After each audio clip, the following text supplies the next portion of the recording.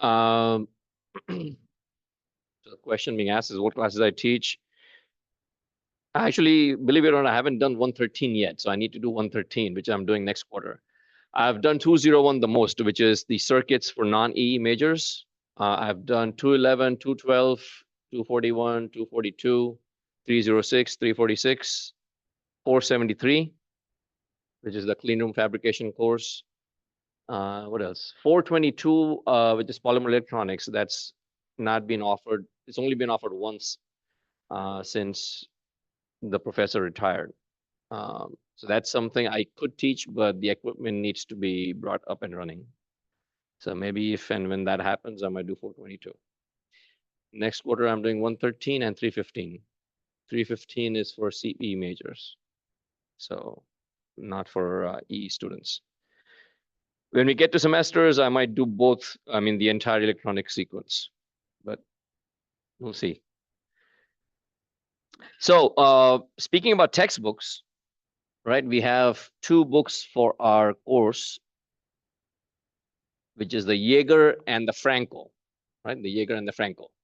Now, when you get to 307, 307 is Gopalan.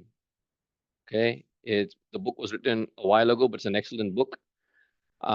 So whoever your instructor is, they're going to use that textbook. But if you go online to Jaeger, you will have 180 days access to Jaeger, okay, which we're using 306. And Franco is like 1,000 days, more than 3 years.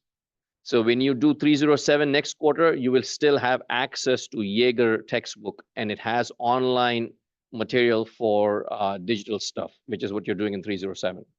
So you can still use that book as a reference, practice problems for, qualitative explanations and stuff like that. And then when you get to 308, 308 is basically the last 3 chapters of Franco, last 3 or last 4 chapters, which is analog design, analog circuit design. And that is the official book, 308 or 308. And so you will have access for 308. So again, you do not have to go via Canvas. You can access it directly outside of Canvas. So I will send an email and post a reminder announcement at the end of the quarter. But just so that students know, you keep it in mind that the books will be used again. And obviously, if you need to refer back to 306, you will still have access outside of Canvas. Yes, Milan.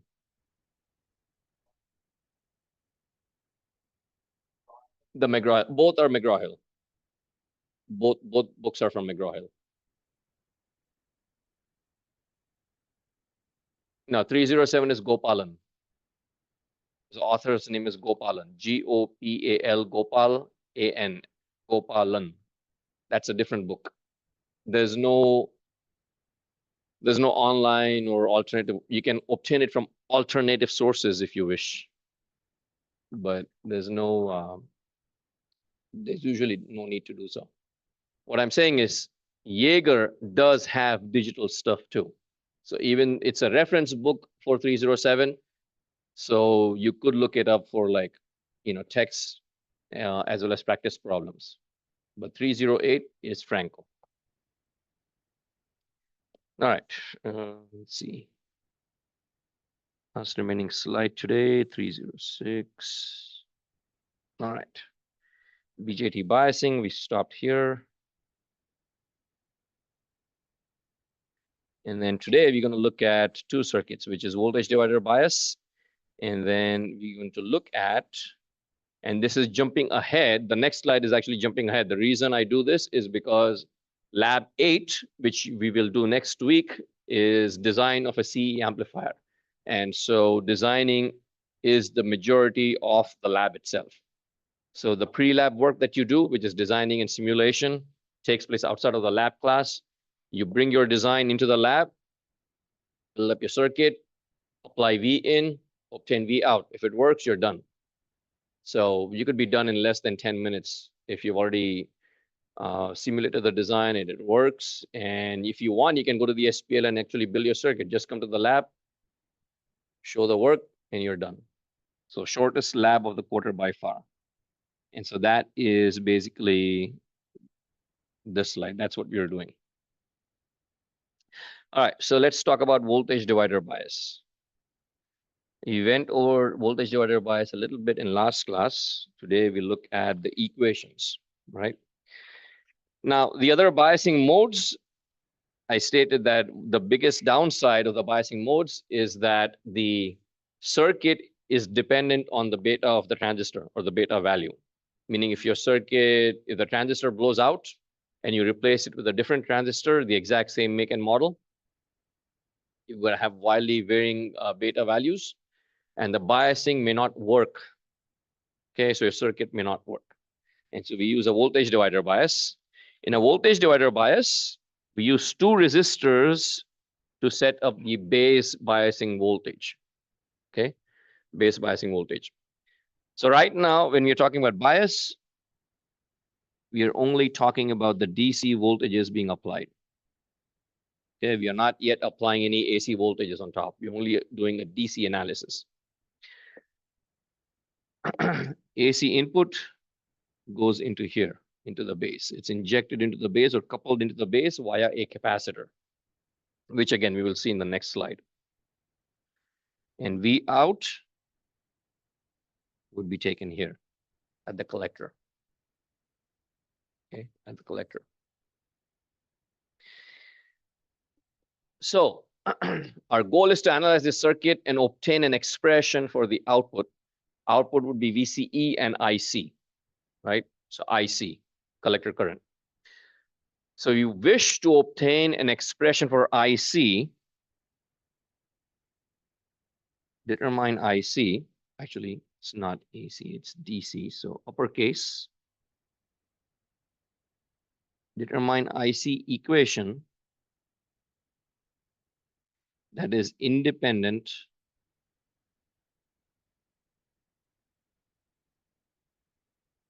of the beta values. That is the goal, independent of the beta values. So let's see how we can do that. First, let me draw the equivalent circuit, then I will explain. We want to go from the circuit diagram, the circuit schematic on the left, to this circuit schematic on the right.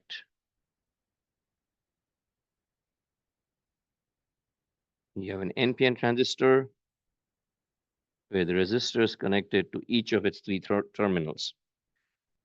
So RB, RC, and RE.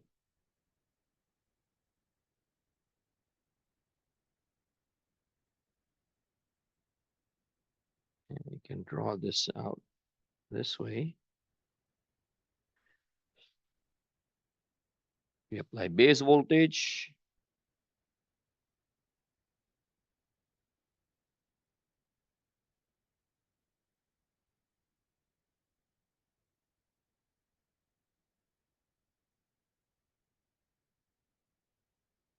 And we apply collector voltage. So this is VCC. The other one is VBB. Right? You want to go from the circuit on the left to the circuit on the right. They are equivalent circuits. So how do we do that?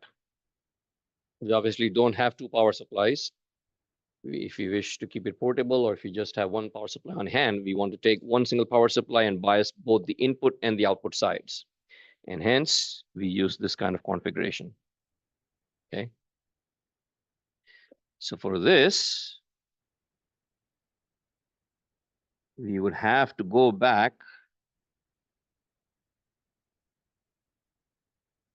to EE113 and call on Messrs. Thevenin and Norton. So we'd have to determine the Thevenin equivalent circuit as seen from the perspective of the base. Okay. So first step, determine Thevenin equivalent circuit as seen from the base or as seen by the base.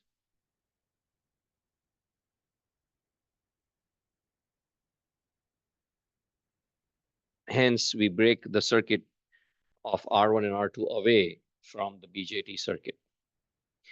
And what we want to do is we want to take R1 and R2.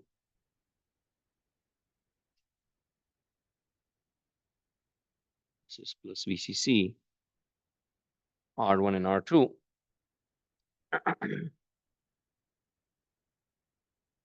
And convert it to this.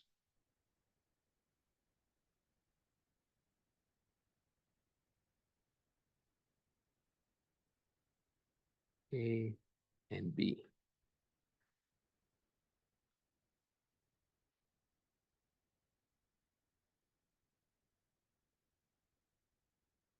All right. Yes.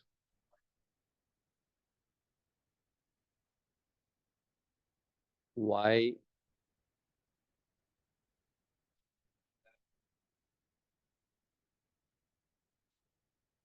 All right. So the question being asked is how and why can we break up the circuit when there is a gain from the collector to emitter? Because the input side is independent of the collector. Whether we apply VCC on the collector or not, the input side would remain independent of that.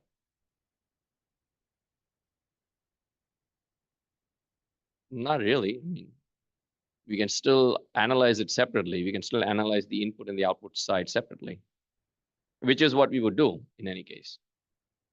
If we write the equations for IB and VBE, the collector voltage from the other side is not going to appear in those equations. If you, let's say, for instance, we apply KVL. If you apply KVL on the input side, we only have VBB, RB, VBE, and RE, 4 voltage drops. Collector does not appear on the input side. Same thing for the output. Base would not appear on the output side. There is a dependency of IC on IB, but DC biasing is independent. So, all right. So we want to convert from the left to the right. This would be the Thevenin voltage VT, which for our purposes would become VBB because that's the voltage that's being applied to the base. And this Thevenin resistance is the base resistor RB. Okay, base resistor RB.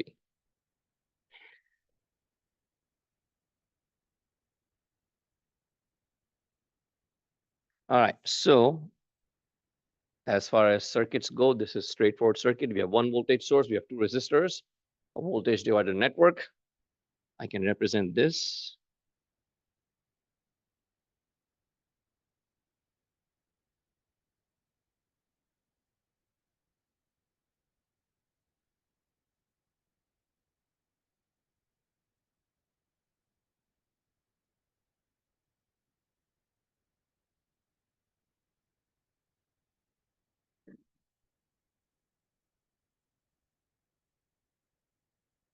This is R1, this is R2, this is A and B, this is VCC. What is my V out? VR2, yes.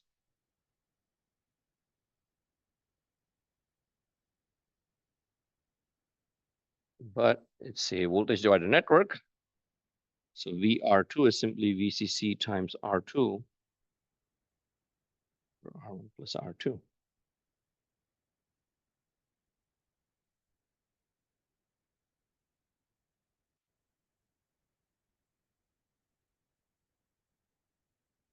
And that's it.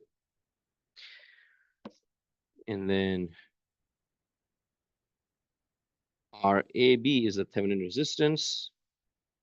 Thevenin resistance is obtained by measuring the resistance between the terminals of interest, which is A and B, by shorting out all voltage supplies. And so it simply becomes R1 parallel R2.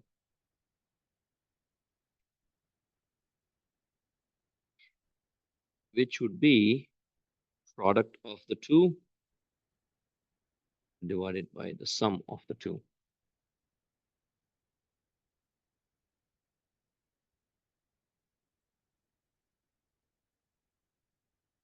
Okay. So now you have VAB and RAB. You have completed the initial setup of the circuit. Let's write our equations.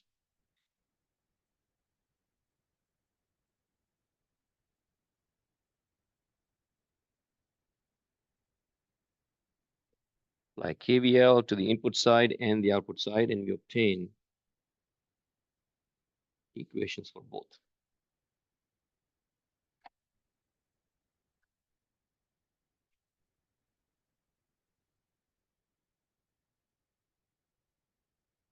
Right.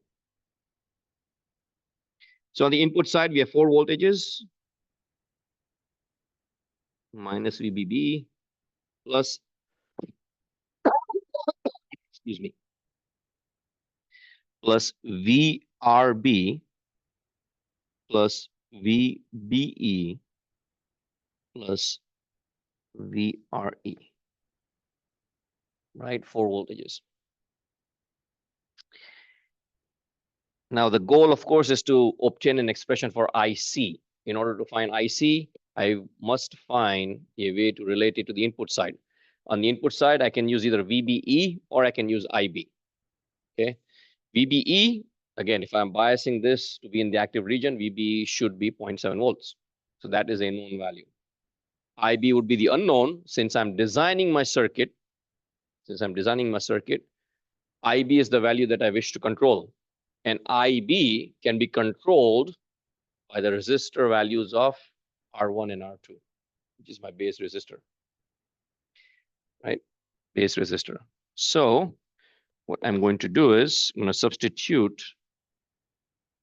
the currents in there using Ohm's law and bring IB on one side. Then I get VBB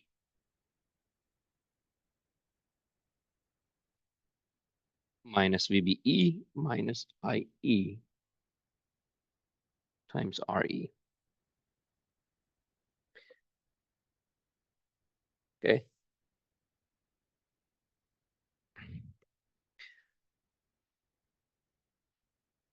So far, so good.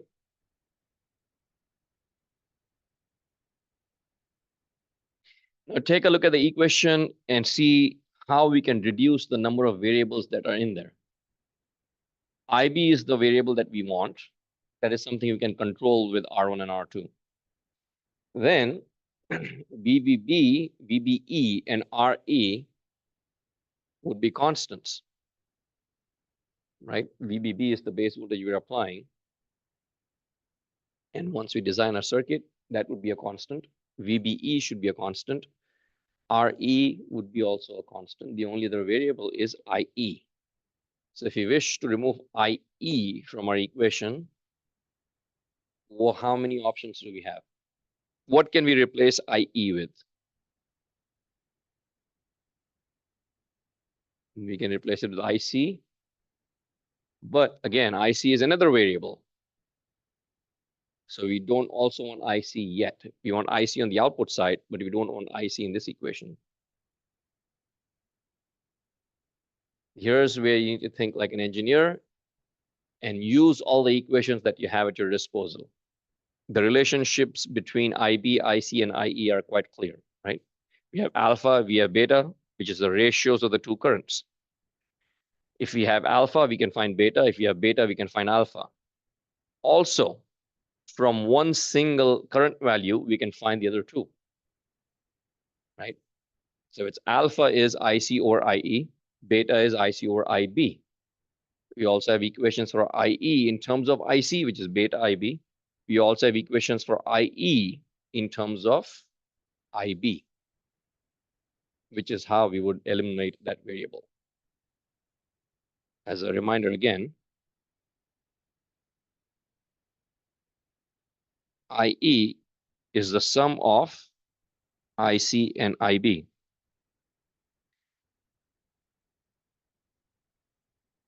IC is beta times IB. And so this equation can be written as IB into beta plus 1 or 1 plus beta.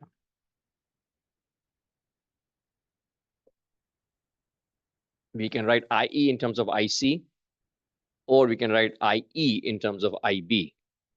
Since we wish to reduce the number of variables in our expression, we are going to do the substitution and replace it with IB. And so IBRB can be written as VBB minus VBE minus IB into beta plus 1. Oh, and times RE, of course. Yes. But we don't want our equation to be associated with beta, right? Yes. We're only halfway there yet. So yes, we want it to be independent of beta, but if we are writing very valid point. The point being made is we want the equation to be independent of beta, which is a very good point, right? So we cannot completely eliminate it from our equations. Some methods, yes, but most methods, no. We cannot eliminate it. But what we can do is we can derive an expression for the output collector current so that even if beta is present in there, it does not affect the value of the output current. And we will see that that would be the case. Okay. Does not affect is actually, let me rephrase that. It does not change it by much, so that there's no large variation in the collector current.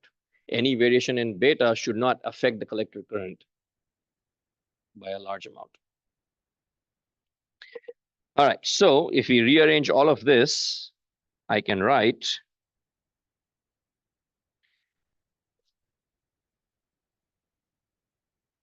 IBRB plus IB times beta plus 1 RE.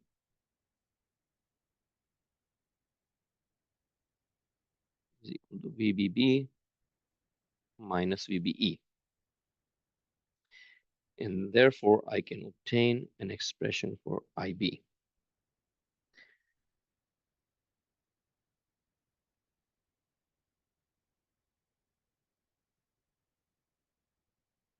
VBB minus VBE, and then take everything else on the other side. RB plus beta plus 1 RE. Okay.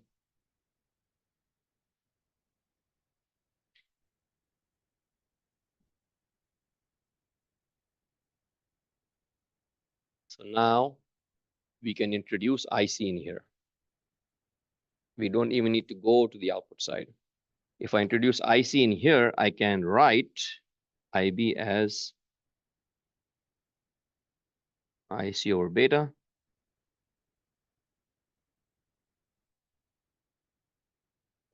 VBE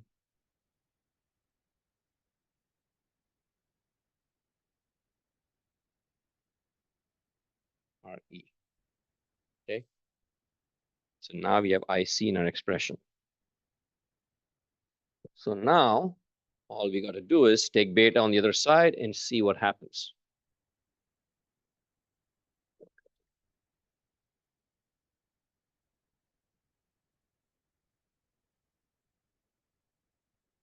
If I take beta on the other side, I get VBE divided by RB over beta plus beta plus 1 times RE divided by beta. Okay.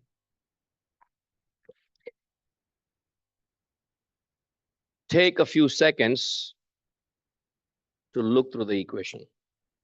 How can we make this equation for collector current independent of beta? Or not completely independent of beta, but such that if beta varies, the effect on IC would be very minimal. what conditions can we apply to this equation?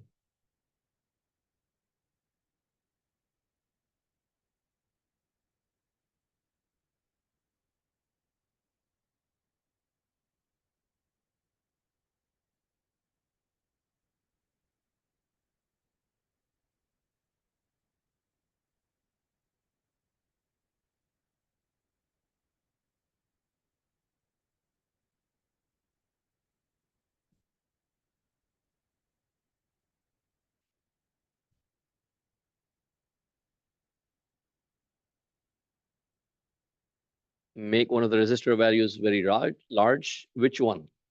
It's a good point. You're on the right track. And I saw some nods in the front row also. So which one? RE, yes. If RB over beta is far less than RE, then what happens to the bottom?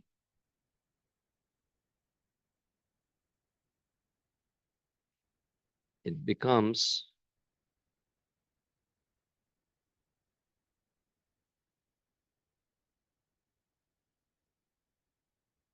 sorry, it doesn't become. Beta plus 1 over beta would be approximately equal to 1. So that's times RE. So the bottom half of the equation, this is the condition, but the bottom half of the equation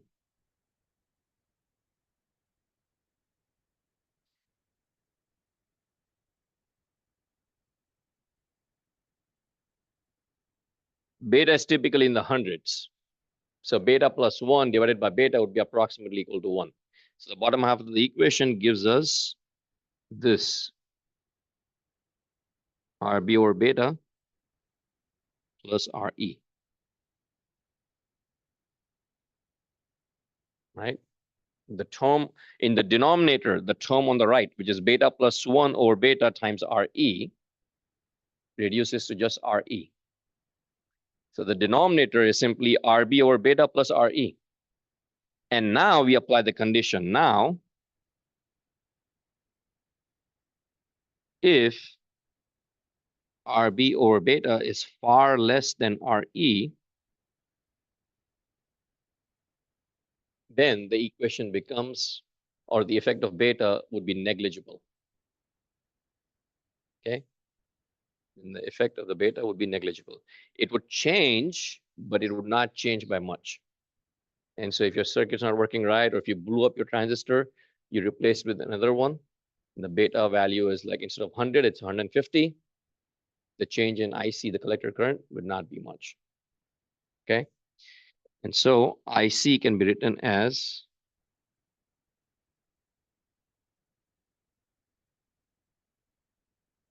VBB minus VBE over RE. Yes. Where?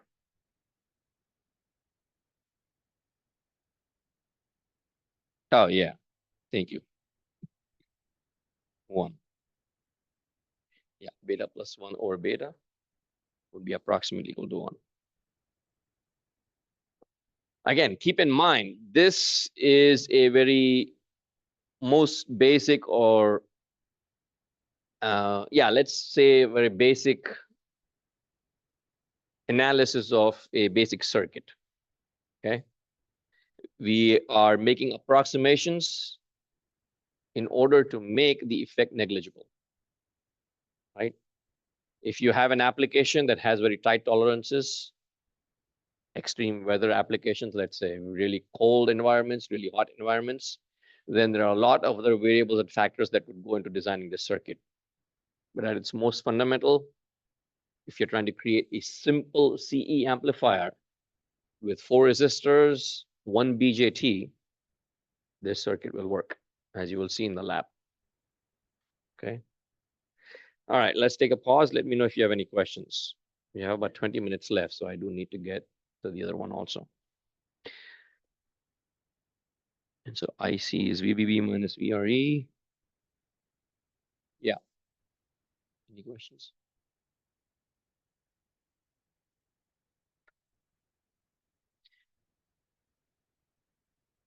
One final assumption here would be, actually not assumption, but we would choose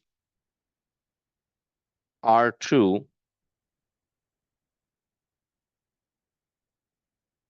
such that IR2 is at least 10 times the value of IB, the base current. At least. Okay, at least.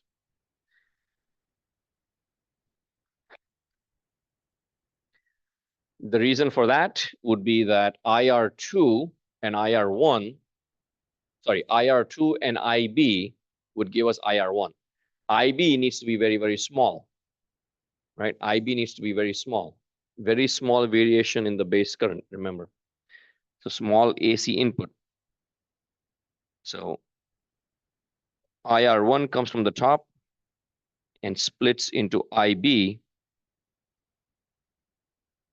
and IR2, right? So if IR2 needs to be 10 times IB, at least 10 times IB.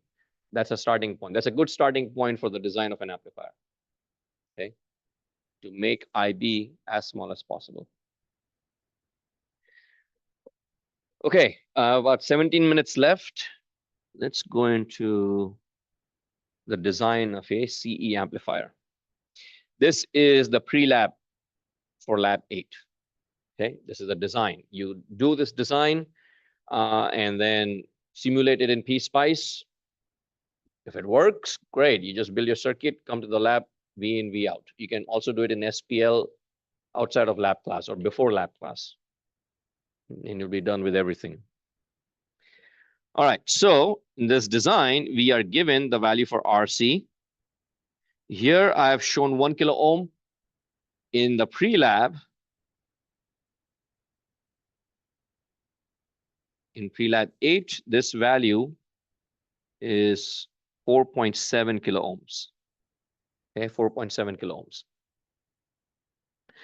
I'm going to do this example with 1K and 470. In the pre-lab, you must choose 4.7K for RC. RE can be any value you wish.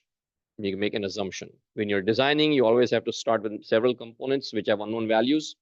So you choose some value and see if it works. If it doesn't, then you change one variable at a time. The question, I believe, is that it should provide a gain of at least 2. Okay, the gain should be at least 2. V out here, I'm going to say 10 volts peak to peak. That is the requirement. The gain of the circuit comes out to be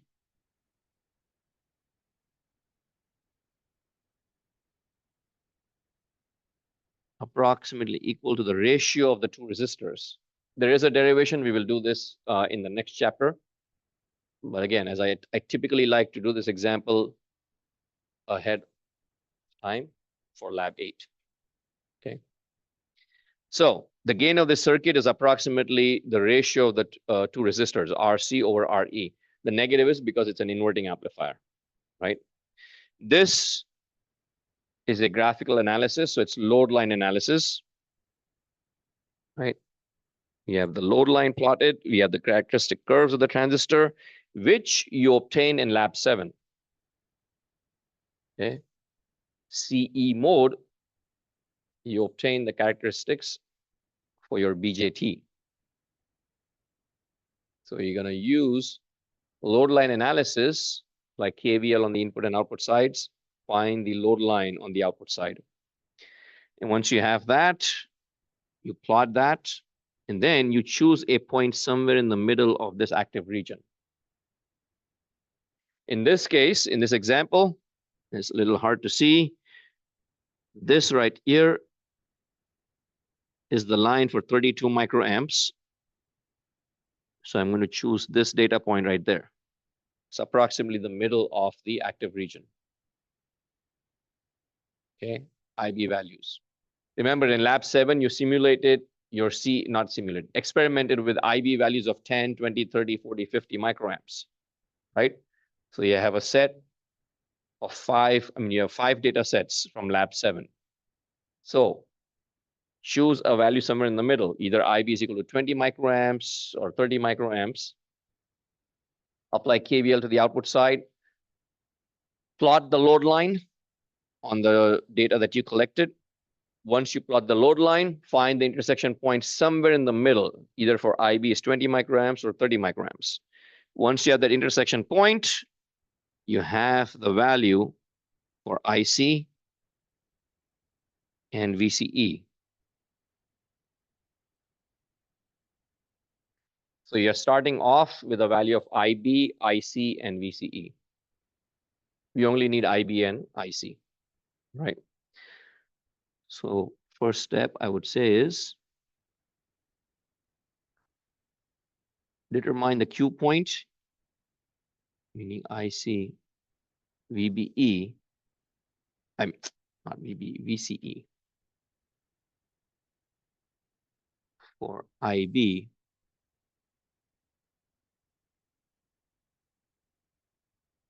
in the active region.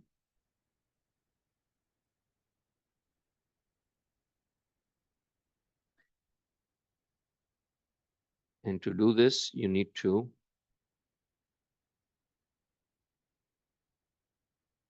plot load line for C characteristic in lab 7. Okay. To plot the load line, you apply KVL to the output side. When you apply KVL to the output side,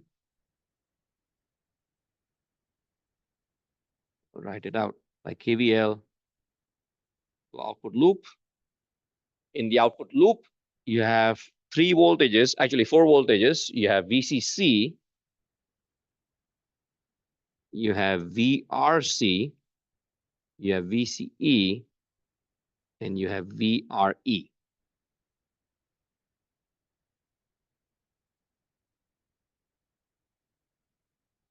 Okay. You already know the value for RC that is given to you.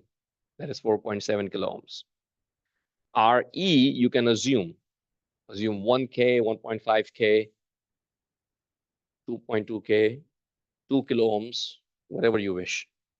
Okay. But the gain must be at least 2. So RE should be at least, cannot be greater than half of RC. Okay. So you should not exceed 2.2 kilo ohms. 1K would work the best. So you do that, you apply KVL on the output side, you obtain the load line points on the x-axis and the y-axis, then you have the load line, which is right there. From that intersection point, you find the values for IC and VCE. We don't really need VCE, we only need IC. So intersection point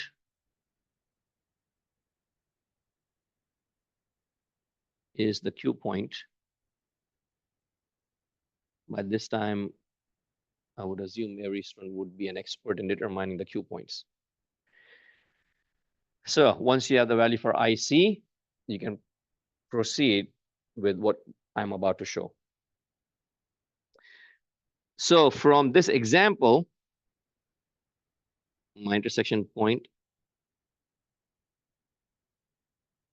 in the characteristics on the left, IC turns out to be actually IB is equal to 32 microamps and IC turns out to be 4.3 milliamps.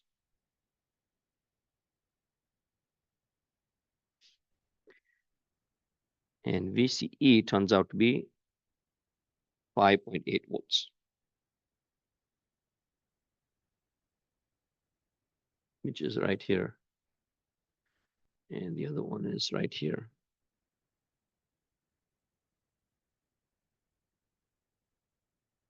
Okay, IC and VCE. All right, so I have my IB values and I have my IC values. So I can find my emitter current IE. Simply the sum. And so that gives me 4.332 milliamps.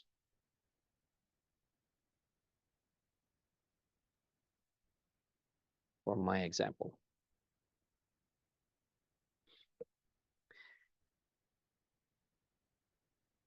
Since I have that, now I can find the base voltage VB.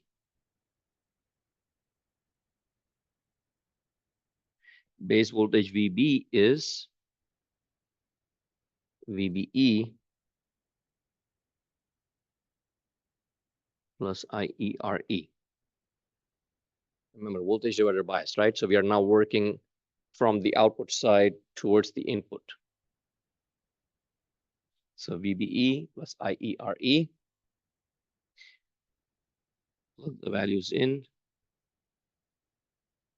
0.7 plus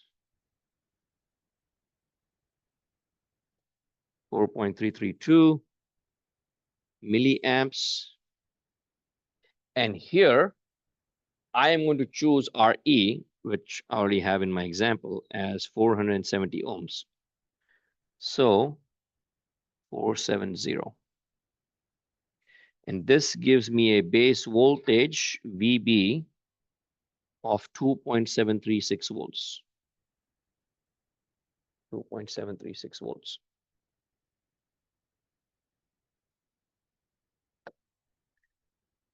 Let's take a pause. Okay. We started on the output side because that's the output we want, right? When you're designing, you always have a goal in mind. You have a goal in mind, so you always begin from the output, and then you're working your way towards the input. If there's a particular output you require, what is the input and what is the system that I need in place? So on the output side, I know that I need a gain of at least 2. I need V out is equal to 10 volts. Design criteria is I need a gain of at least 2. The gain of this CE amplifier circuit is the ratio of RC to RE. RC is given as 4.7 kilo ohms. So RE cannot be more than 2.2. You have to use the resistors that are there in our lab kit. Okay. So we determine RC is given to us, we determine RE, or we assumed RE. Then we go to the load line for the output. Output characteristics are available to us from our experiment in lab 7. We apply KVL to the output side. Okay. It'll be slightly different, but the characteristics should not change much. Let me put it that way. Okay.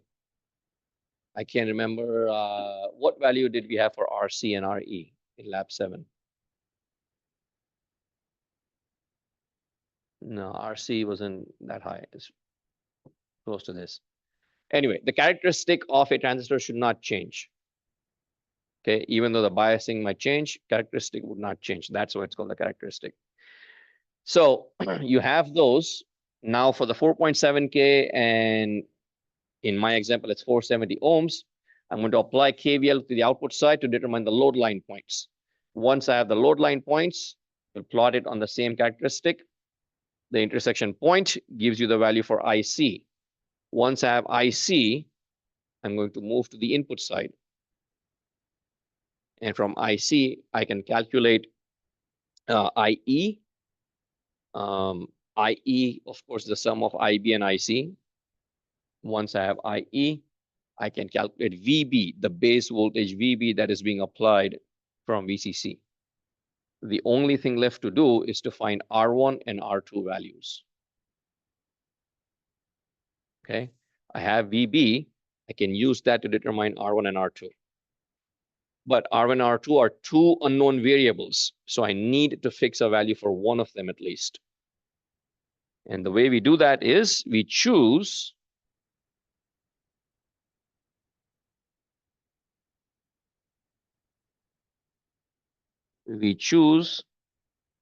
IR2 to be at least 10 times IB IB is known to us.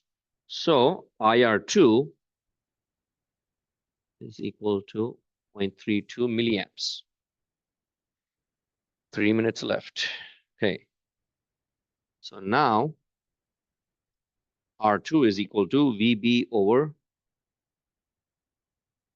IR2. So 2.736 volts divided by 0.32. That gives me a value of 8.55 kilo ohms. 8.55. And then R1 is simply VCC minus VB over IR1. And IR1 is simply the sum of IR2 and IB. 12 minus 2.736 divided by 0.352 milliamps. And therefore, R1 is equal to 26.318 kilo ohms.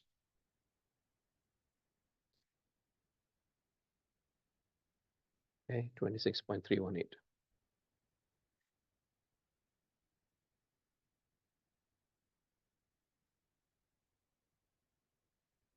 Yes. So IR1 is right here. Let me go up top. Is everyone finished writing? Okay, question being asked is how did you get IR1? IR1 is coming from the top like this. IR2 is going here. And IB is going into the base. So KCL.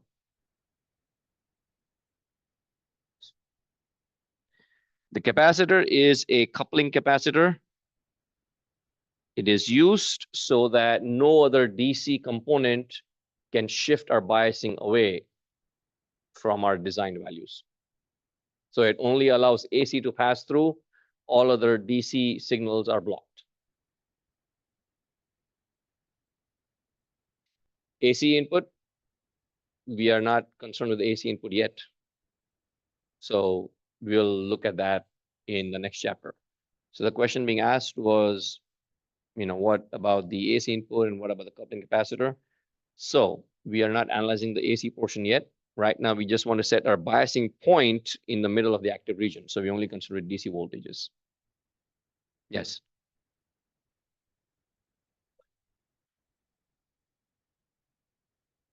The Q points, IC and VCE. Sorry, not Q points. The value of VCE when IC is 0, which is this point right here. And the value of VCE when IC is equal to, the value of IC when VCE is equal to 0, which is here, and the value of VCE when IC is equal to 0, and here VC is equal to 0.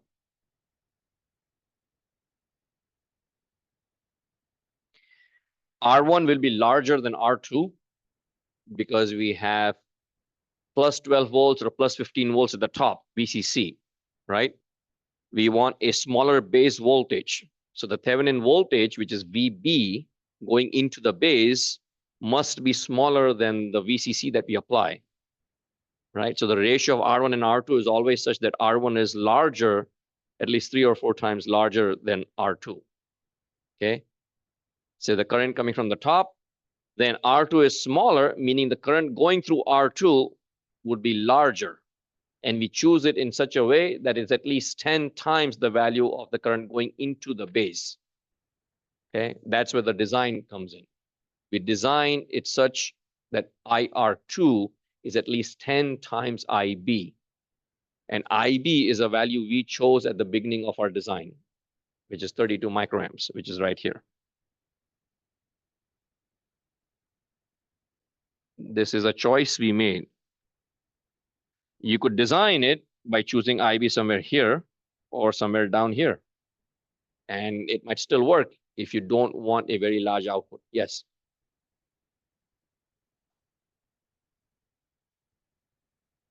Right here, it'll be VCC minus VRC minus VCB, sorry, minus VCE minus VRE.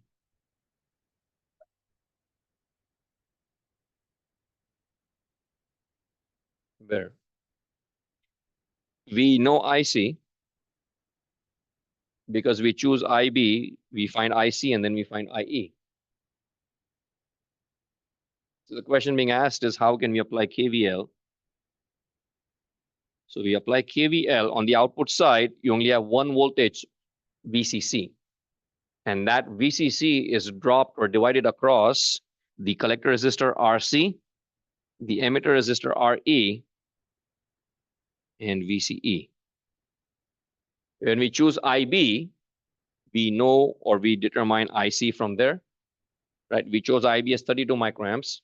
From there, we obtained that IC is 4.3 milliamps. Once we know IB and we know IC, we add them up to find IE, which is 4.332. So in this equation, there would not be any unknowns. The only thing is we need to find the value of IC and VCE when the other ones are 0 to plot our load line. Okay. We've actually gone over time. So I'm going to end class here today, but I'm happy to answer other questions. We still have 6 minutes before my next class.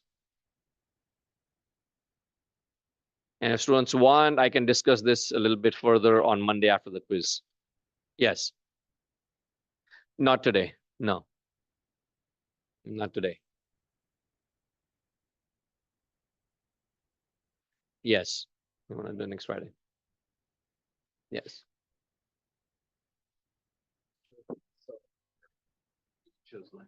Yes, IB is chosen arbitrarily to be in the middle of the load line or middle of the active region.